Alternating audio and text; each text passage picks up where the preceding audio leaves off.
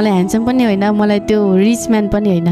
यति rich man कि उसले मेरो मनको कुरा बुझिदियोस्, मेरो हरेक पाइलामा साथ दियोस्। जस्तै मैले हरेक के पाइला चाहिँ चाल्नु खोजिरहेको छु त्यो कुरामा उसको पनि साथ होस् न होइन। अब यदि मैले चाल्नु खोजेको पाइलामा चाहिँ यदि काँडै छ भने उसले आधा सहोस्, मैले आधा सहोस् होइन।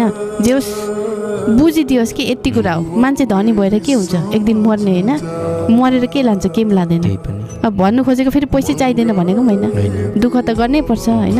तर अब मलाई त्यो धनीवाला हस्बेन्ड होइन कि रिचवाला हस्बेन्ड होइन। त्यो मलाई फेसले यस्तो दामी भएको होइन, त्यो फेसले कुनै पनि म्याटरै गर्दैन क्या। एक्ज्याक्टली। पछि त फेस भनेको त अलवेज रिङ्कल पर्छ, पछि चाउरी पर्छ होइन।